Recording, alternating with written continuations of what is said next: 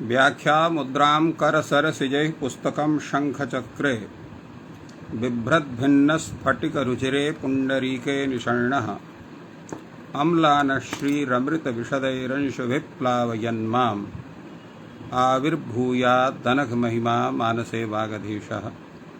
कृष्णाय वासुदेवाय हरये परमात्मने प्रणतक्लेशनाशाय गोविन्दाय नमो नमः। संस्कृतशौर्यम् इति आमुखपटले सम्बद्धा समेपि विद्वांसः समेपि जिज्ञासवः छात्राः सहृदयाः सज्जनाः एतस्य संस्कृतशौर्यम् इति आमुखपटलस्य संस्थापकः प्रबन्धकश्च डॉक्टर राजकुमारः समेषां स्वागतं वर्तते एतस्मिन् महाभाष्यव्याख्याने। मान्याः, साम्प्रतं महाभाष्यस्य षष्ठाध्यायस्य प्रथमपादस्य विचारः प्रचलति। वयमद्य यः अवशिष्टभागः सम्प्रसारणाच्च इति सूत्रस्य तद्विषये विचारं कुर्मः। पूर्वदिने विचारः सञ्जातः यत् वर्णाश्रयेऽपि तत्प्रवृत्तिः भवत्येव, यतो हि हलः इति सूत्रं यद्वर्तते न तथा ज्ञायते। अतएव अत्र अन्तवत्वाद्वा इति यद्वार्तिकं वार्तिकारेण पठितं यस्य च व्याख्यानं पूर्वस्य कार्यं प्रति अन्तवद्भवति इति दीर्घत्वं भविष्यति इति भाष्यकारः आह। यस्य तात्पर्यं भवति अत्र सम्प्रसारणाच्च इति सूत्रेण यदा पूर्वरूपं भवति तदा पूर्वस्य कार्यं प्रति अन्तवद्भवति, अन्तवद्भावे सति तत्र दीर्घा भवति हलः इति सूत्रेण।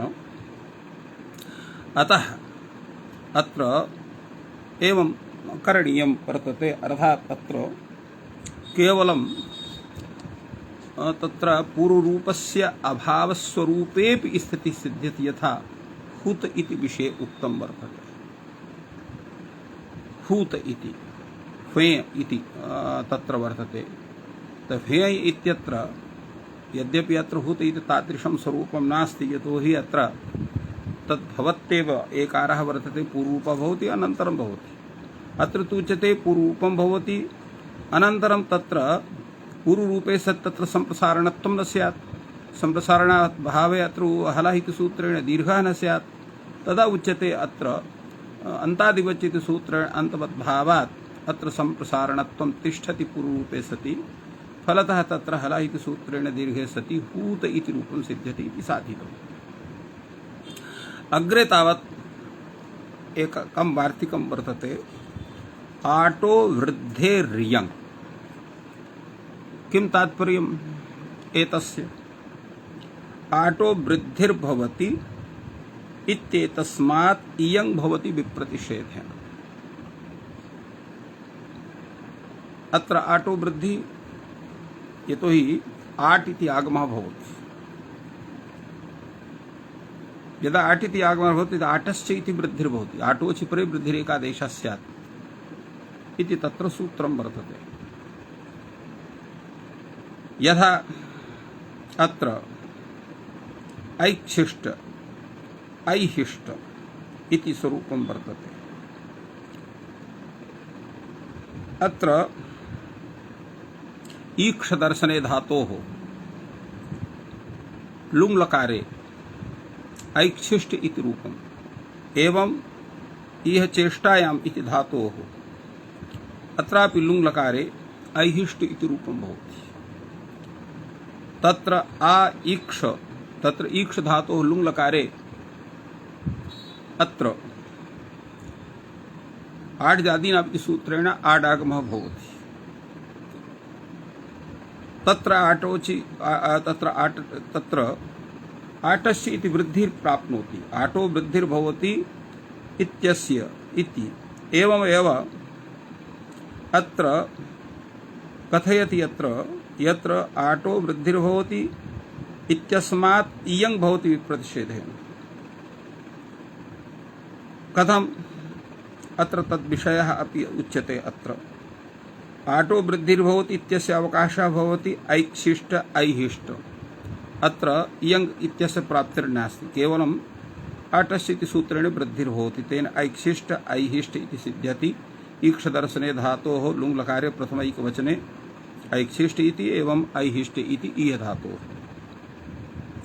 इयङः अवकाशः वर्तते अधीयाते अधीयते। अत्र अधिपूर्वकिङ् धातोः यदा आतां प्रत्ययः लट् लकारे प्रथम पुरुष द्विवचने बहुवचने यदा झ प्रत्ययः तदा झ इत्यस्थाने अत इति आदेशे सति अधि इ आते अधि इ अते इति भवति।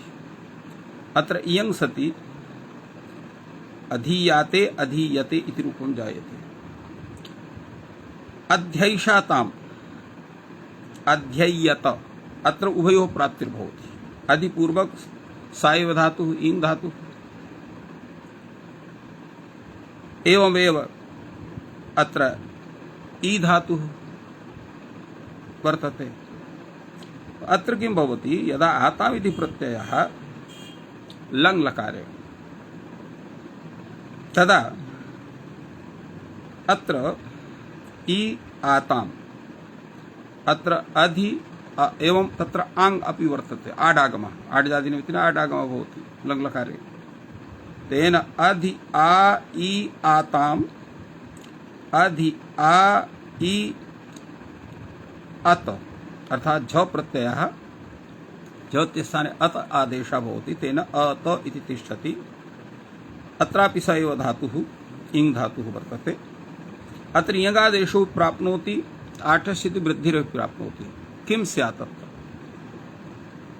तदा उच्यते इयङादेशो भवति विप्रतिषेधेन। अत्र परत्वात् प्रबाध्य अत्र अचिष्ट धातु ब्रह्मायोर्मङौ इति सूत्रेण अत्र इयङ् इति आदेशः भवति इति तात्पर्यम्। एवम् उच्यते अत्र दोषः नास्ति, नैष दोषः नैष युक्तः विप्रतिषेधः। अत्र विप्रतिषेधः अस्त्येव नहि। कथं? यतो हि अत्र नियमः वर्तते यत् अंतर्भूतनिमित्तकत्वम् अंतरंगत्वम्, बहिर्भूतनिमित्तकत्वम् बहिरंगत्वम्। अंतर्भूतनिमित्तकत्वम् कीदृशं वर्तते, बहिर्भूतनिमित्तकत्वम् कीदृशं वर्तते? आटस्य इति यः वृद्धिः या वृद्धिः प्राप्नोति सा आटः धातोः इङः परे अत्र वृद्धिः भवति। अतः तत्र अंतरंगत्वम्। यत्र इयं प्राप्नोति स प्रकृति प्रत्ययं द्वयमपि आश्रयति, अंतर्भूत निमित्तकत्वं च वर्तते, बहिर्भूत निमित्तकत्वं च वर्तते। यतो हि इ इत्यस्य इयं आदेशः प्राप्नोति आतां परे अत इति परे वा। तत्र अंतरंगता अत्र वर्तते। वर्णौ आश्रित्य आटः वृद्धिः। तर्हि इयङ् आदेशः कस्य भवति? अङ्गस्य इयङ् आदेशः। अतः बहिर्भूतनिमित्तकत्वात् इङ् आदेशः बहिरङ्गः, आडागमः तत्र यः वर्तते सः अंतरंगः। अतएव अंतरंगा आटो वृद्धिः। का अंतरंगता? वर्णौ आश्रित्य आटः वृद्धिः अंगस्य इति इयङ् आदेशः। एवं तर्हि इदं सम्प्रदार्यम्। अत्र किं करणीयम्? आटो वा आट् क्रियताम् इयङ् आदेशः इति क्रियताम्, अर्थात् आटस्य इति वृद्धिः वा स्यात् अथवा इयङ् आदेशो स्यात्। किम् अत्र कर्तव्यम्? तदा उच्यते परत्वात् इयङ् आदेशः। कथं परत्वात् इयङ् आदेशः? यतो हि अंतरंगः यदा आटो वृद्धिः वर्तते तर्हि वृद्धिरेव स्यात्। परता नित्यं बलवान्, नित्यात् तत्र अंतरंगः बलवान् भवति, सर्वथा अपवादो बलीयान् भवति। तदा उच्यते परत्वात् इयङ् इति भवान् कथयति, किन्तु आडागमस्तु नित्यः। स तु कृतेपि इयङ् प्राप्नोति अकृते प्राप्नोति। कृताकृत प्रसंगे विधिर्नित्यः भवति। कृतेपि इयङ् प्राप्नोति अकृते प्राप्नोति। उच्यते इयङ् अपि नित्यः। कृतेपि आटि प्राप्नोति अकृतेपि आटि प्राप्नोति। तर्हि भवान् कथमित्थं वदति? अनित्यः इयं नहि कृते आठि प्राप्नोति आटस्यति वृद्धौ सत्यां तत्र इयङादेशः प्राप्तिरेव नास्ति। किं कथं नास्ति? किं कारणम्? अंतरंगाटो वृद्धिः। तत् आटस्य यत् वृद्धिः वर्तते सा अंतरंगा वर्तते। अतः सर्वमेव तत् स्यात्। तदा उच्यते यस्य च लक्षणान्तरेण निमित्तं विहन्यते न तद् अनित्यम्। यस्य च लक्षणान्तरेण निमित्तं विहन्यते, लक्षणान्तरेण सूत्रान्तरेण अन्येन सूत्रेण वा निमित्तं विहन्यते, निमित्तं नश्यति, न तत् अनित्यं न भवति। न च अत्र आडा एव इयं निमित्तं विहन्ति। अत्र आटा एव इयङः निमित्तं विहन्ति। अवश्यं लक्षणान्तरम् आटः वृद्धि प्रतीक्षा उभयोर्नित्योः परत्वात् इयङादेशः। अर्थात अत्र इयं अपि नित्यम् अत्र वृद्धिरपि नित्या उभयोः नित्योः परत्वात् इयङादेशः पूर्वं भवति, इयङादेशानन्तरम् अत्र वृद्धिः भवति। तेन अत्र अध्यय्यताम् अध्यय्यत इति रूपं सिद्ध्यति इत्येवम् अत्र समाहितम्। पश्यामस्तावत् अत्र वयं तत्र कैयटग्रन्थं प्रदीपम् अत्र यस्य च लक्षणान्तरेण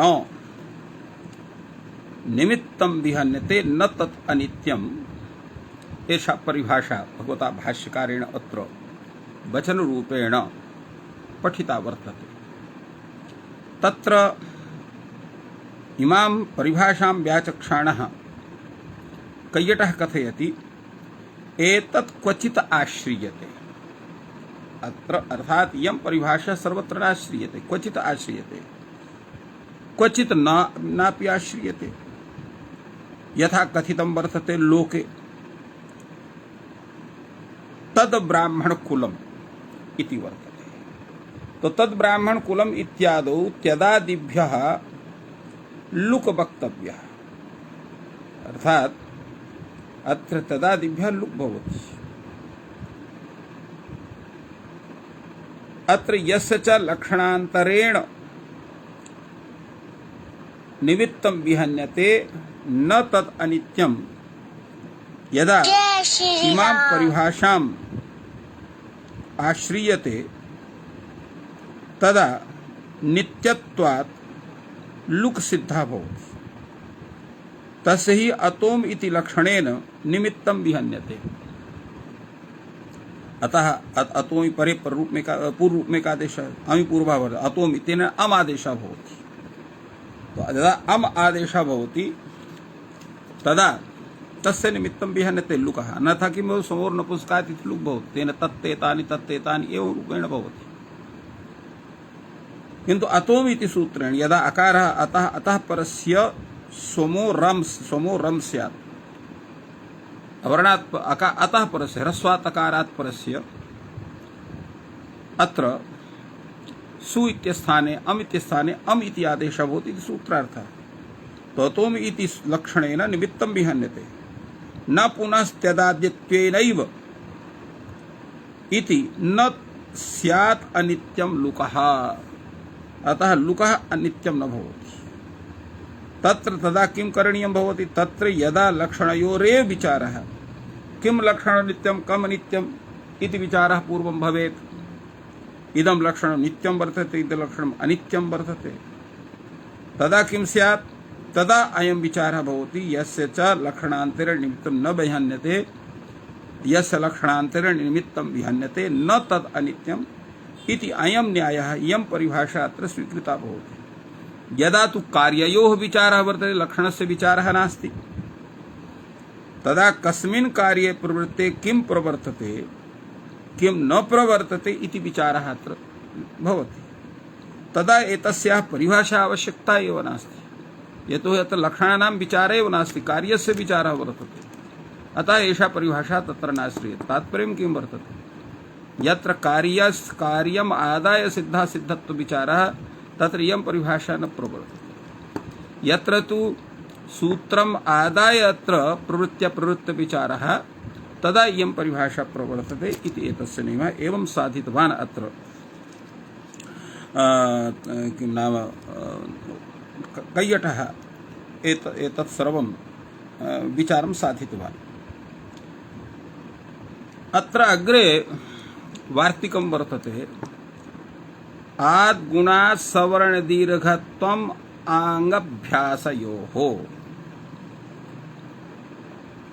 तात्पर्यं किमस्ति एतस्य वार्तिकस्य? तत्र आद्गुणात् सवर्णदीर्घत्वं भवति विप्रतिषेधे। यत्र आद्गुणा इत्यस्य प्राप्तिः वर्तते, अकासवर्णे दीर्घ इत्यस्य प्राप्तिः वर्तते, तत्र किं भवति? तत्र विप्रतिषेधेन सवर्णदीर्घः भवति। आद्गुणात् सवर्णदीर्घत्वं भवति विप्रतिषेधे। क्व अर्थात कुत्र एवं भूतः स्वरूपः वर्तते? उच्यते आङ्गभ्यासयोः। यत्र आङ् भवति अभ्यासः भवति। यथा आद्गुणस्य अवकाशः भवति खट्वा इन्द्रः, खट्वेन्द्रः, खट्वा उदकं, खट्वोदकम्। अत्र आद्गुणः इत्यस्य प्राप्तिः वर्तते, अन्यस्य कस्यचिदपि सूत्रस्य प्राप्तिर्नास्ति। जय श्री राम। एवं सवर्णदीर्घस्यापि अवकाशः वर्तते। दण्ड अग्रम, क्षुप्र अग्रम। तो अत्र दण्डाग्रम, क्षुप्राग्रम इति अकसवर्णदीर्घः चरितार्थः भवति। अत्र एकः प्रकारः अत्र वर्तते।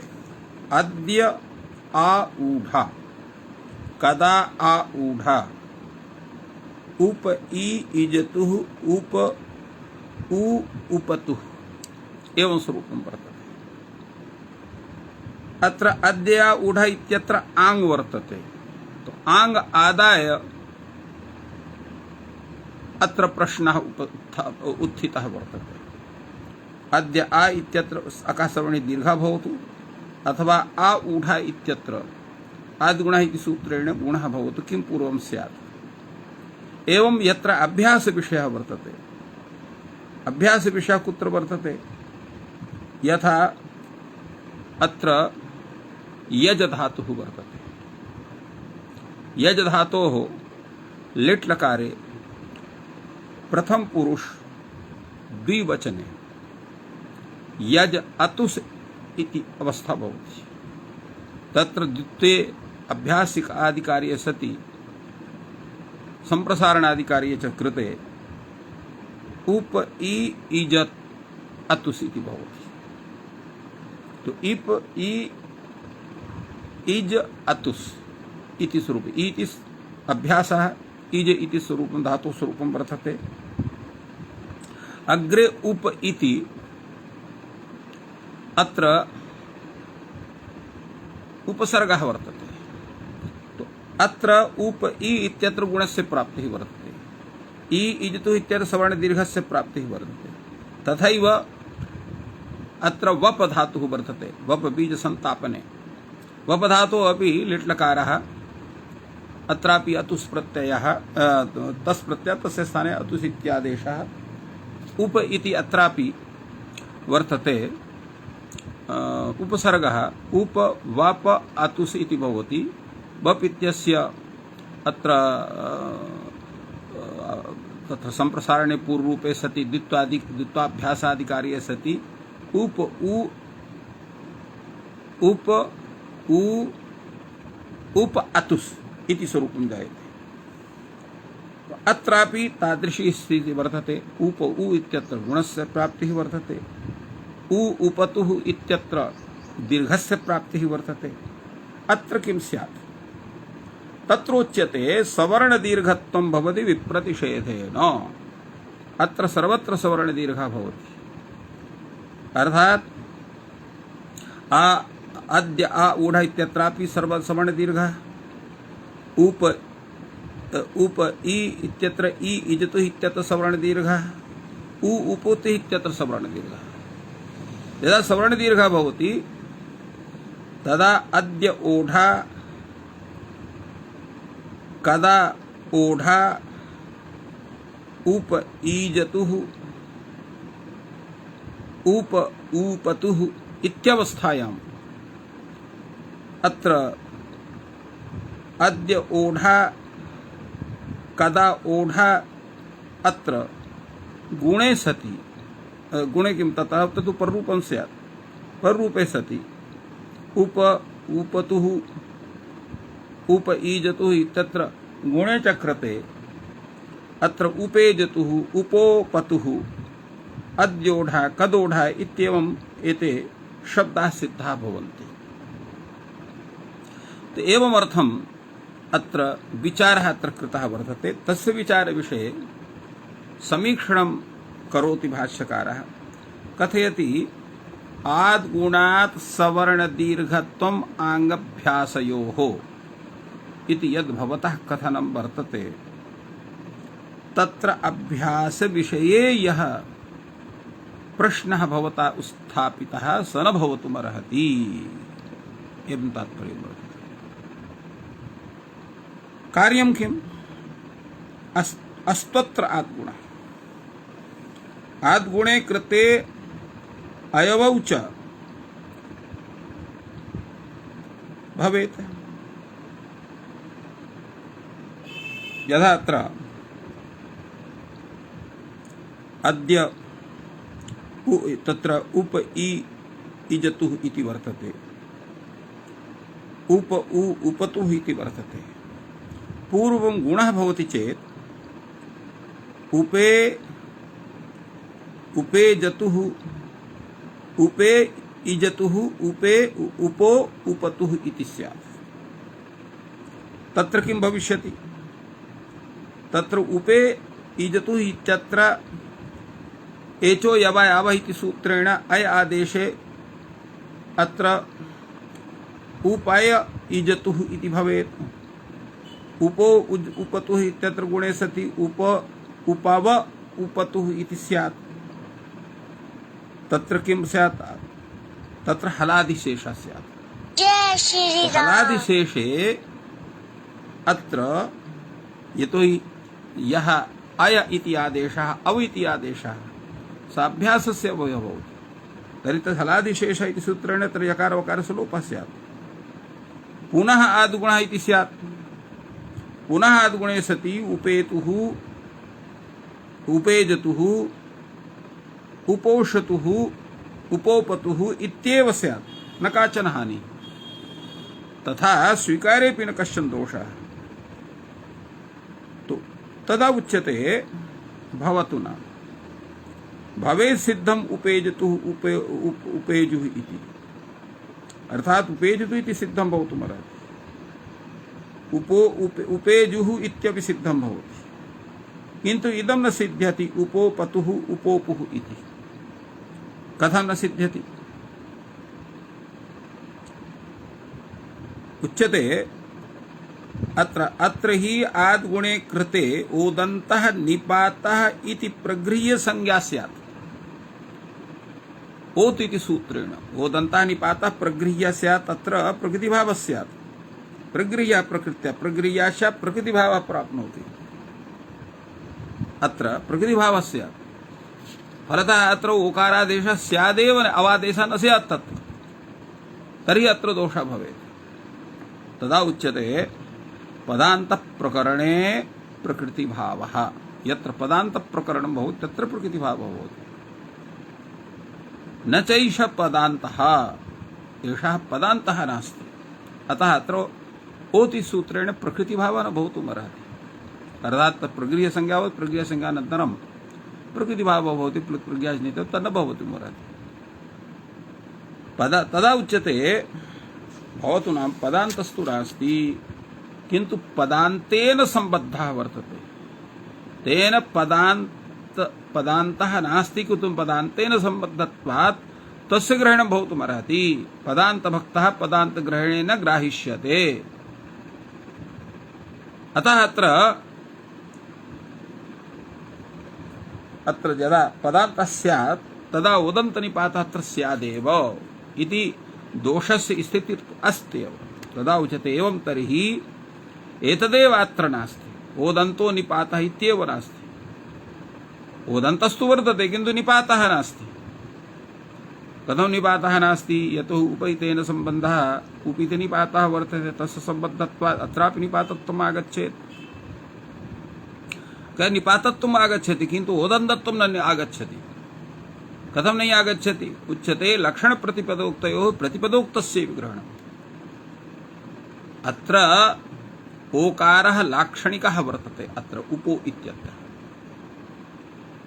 लक्षणे निर्वृत्तः लाक्षणिकः लक्षणेन आद्गुणः इति सूत्रेण निर्वृत्तः सिद्धः अतः लाक्षणिकः वर्तते प्रतिपदोक्तः ओकारः तत्र नास्ति अतः ओत् इति सूत्रस्य तत्र प्रवृत्तिरेव न स्यात् लक्षण प्रतिपदोक्तः प्रतिपदोक्तस्यैव ग्रहणम् अन्यथा किं स्यात् इहापि तर्हि प्राप्नोति अद्योढा कदोढा इत्यत्रापि स्यात्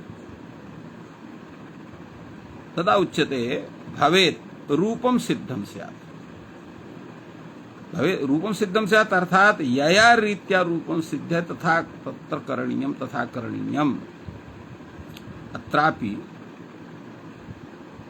अत्र कैयटः भाष्यमेतत् सम्यक् व्याख्याति तत्र हलादिः शेषः इति प्रतीकमादाय कथयति अभ्यासानभ्यासयोः एकादेशे एकारः यः अभ्यासस्य आदिवद्भावात् अभ्यासग्रहणेन तस्य ग्रहणं स्यात् तत्स्थानिकः अपि अय आदेशः स्थानीयत्वात् अभ्यासः एव स्यात् तर्हि अभ्यासावयवमादाय तस्य अत्र हलादिशेष इत्यनेन शेष हलादिशेष भवितुमर्हति अन्यथा अयं प्रश्नः अत्र भवेत् यत् यत्र ए स्थाने अय आदेशः भवति ओ स्थाने अविति आदेशः भवति तस्य तु अभ्यास संज्ञा नास्ति अभ्यासस्तु केवलम् उकारः वर्तते उप अतुस् इत्यत्र इ इज अतुस् इत्यत्र इकारः वर्तते तो इकारस्य उप इत्यनेन सह यदा एकादेशः गुणः भवति तेन ए इति जायते उप उ इत्यत्र उपो इति जायते तो उपो घटकः यः ओकारः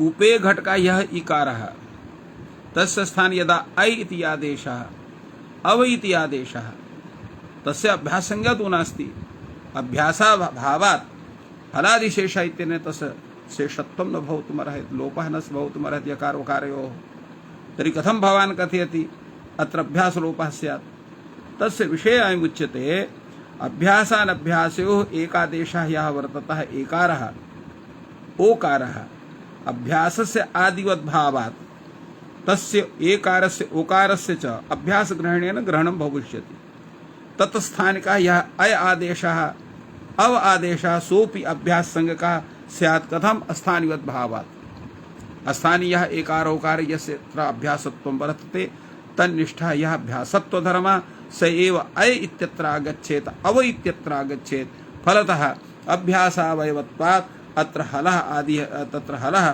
शेषस्य हलस्य हलः लोपः भवितुम् अर्हति एवं रूपेण अत्र प्रतिपादितवान् अत्र कैयटः अग्रे तावत् यत् कथनं वर्तते पदांत भक्तः पदांत ग्रहणेन ग्राहिष्यते इत्यस्य किं तात्पर्यम् अर्थात अंतवद् भावात् पदांत कार्यं लभते अत्र अंतद्भावः स्यात् यतो हि अन्तादिवच् सूत्रेण अंतवद् भावो भवति आदिवद् भावो भवति अत्र अंतवद् भावमादाय तत्र पदांत ग्रहणेन तस्यापि ग्रहणं भविष्यति इति तात्पर्यं भवति पदांत भक्तः पदांत ग्रहणेन ग्राहिष्यते एवं रूपेण अत्र एतस्य प्रतिपादनं वर्तते अग्रे तावत् अपरमपि एकं वार्तिकं वर्तते स्वरदोषस्तु स्वरौ तु दोषो भवति अद्योढा एवं स्वरः प्रसज्येत अत्र स्वरे दोषः स्यात् कथं भूतः स्वरः दोषः भवति तात्पर्यम् एवं वर्तते अत्र अद्य शब्दः यः वर्तते सः प्रत्ययस्वरेण अन्तोदात्तः यतो आदिशब्दात् अत्र यत् प्रत्यय कृते यदि तत्र अत्र अत्र अद्य शब्दः प्रत्ययस्वरेण अन्तोदात्तः भवति। कथं भवति? अद धातुः यदा यत् प्रत्ययः भवति तदा अद्य इति शब्दः निष्पद्यते। तेन यकार घटकः यतो हि प्रत्ययः प्रत्ययः आद्युदात्तः भवति। यत् इति प्रत्ययः तो अत्र यत् प्रत्ययः तो अत्र न कर्तुं शक्यते, अन्यथा अत्र स्वरितः स्यात्। अतएव अद्य अन्तोदात्तः भवति इति कथयति अत्र शास्त्रकारः। तेन ज्ञायते अत्र अयम् अद्य इत्यत्र कथं भवति इति विषये अत्र विचारणीयं वर्तते। तदा उच्यते अत्र अद्य शब्दः प्रत्ययस्वरेण अन्तोदात्तः आङ् इति यद्वर्तते तद् गतिरनन्तरः इति पूर्वपदस्वरेण उदात्तः भवति। तो शिष्टम् अनुदात्तं भवति अद्योढः इत्यत्र। अत्र शिष्टम् अनुदात्तः कः भवति, कीदृशः स्वरः स्यात्? तो अद्योढः इत्यत्र अकार अद्य घटकः यः अकारः सः उदात्तः, द्यो घटकः यः ओकारः सः अनुदात्त स्वरितः भवति। कथं? यतो हि सः अनुदात्तः भवति, उदात्तादनुदात्तस्य स्वरितः इति सूत्रेण तत्र द्यो घटकः ओकारः स्वरितः भवति, अद्योढः इति जायते। ढ घटकः अत्र आकारः सः अनुदात्तः भवति। एवं स्थितिः वर्तते। अत्र मध्ये स्वरितस्वरः भवति, आद्युदात्तः भवति अत्र। एवं अद्योढः चेष्यते, अर्थात अत्र द्यो घटकः उकारः उदात्तः स्यात्, ढ घटकः आकारः अनुदात्तः स्यात्। एवं अद्य इत्यत्र अ घटकः आकारः अनुदात्तः स्यात् इति इष्यते। अर्थात अद्य इत्यत्र यकार घटकः अकारः उदात्तः भवति धातुस्वरेण प्रत्ययस्वरेण, तेन अकारः अनुदात्तः भवति। ऊढ इत्यत्र ऊढ इति आद्युदात्तः भवति ऊढ इत्यत्र। तेन अद्योढ इत्यत्र यकार घटकः यकार उकार घटकः उभय उदात्तयोः स्थाने उदात्तः भवति इति कृत्वा उदात्तता जायते। अत्र विचारमपि विधाति अत्र ग्रन्थकारः प्रदीपकारः। सः कथयति यदि पूर्वसवर्णदीर्घः स्यात् द्वयोः उदात्तयोः एकादेशः उदात्तः स्यात्, यथा अद्योढः इत्यत्र द्वितीयः अद्योढः उदात्तः स्यात्। एवं आद्गुणः एकादेशः उदात्तेन उदात्तः भवति। स्वरिते वानुदात्ते पदति पक्षे उदात्तः भवति। तो स्वरिते यदा स्वरितो वानुदात्ते पदातौ इति सूत्रेण उदात्तः भवति, तदा एकदा उदात्तः एकदा स्वरितः भवति। तो पक्षे स्वरितः स्यात्, एकस्मिन् पक्षे तु उदात्तः स्यात् इति तात्पर्यं वर्तते। यदा तु पूर्वम् आद्गुणः पश्चात् ओमाङ्गोश्च इति पररूपं क्रियते, तदा पूर्वत्रा सिद्धम् इति पूर्वत्वे कर्तव्ये एकादेशस्वरयोः उदात्तस्वरितयोः असिद्धत्वात् शास्त्रदृष्ट्या अस्वरस्य एकादेशस्य पूर्वेण उदात्तेन सह एकादेशः आन्तरतम्यात् उदात्तः भवति इति एव रूपेण अत्र साधितम्। अग्रे तावत् अत्र पुनः विचारः प्रवर्तते। आङ् पररूपवचनं चेदानीम् अनर्थकं स्यात्। आङ् पररूपवचनम् अर्थात आङ् विषये यत् पररूपवचनं भवतः वर्तते तच्च इदानीम् अनर्थकं स्यात्। तदा उच्यते नानर्थकं, ज्ञापनार्थं तत् वर्तते। किं ज्ञाप्यं वर्तते तस्य विषये? एतस्मिन् विषये ज्ञाप्यत्वेन अत्र उच्यते।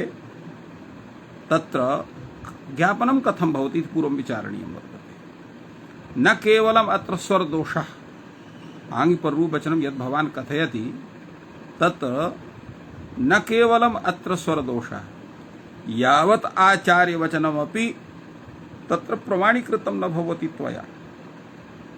अतः इदानीम् अनर्थकं स्यात् इति आङ् पररूपवचनं चेदानीम् अनर्थकं स्यात् इति कथनस्य आशयः।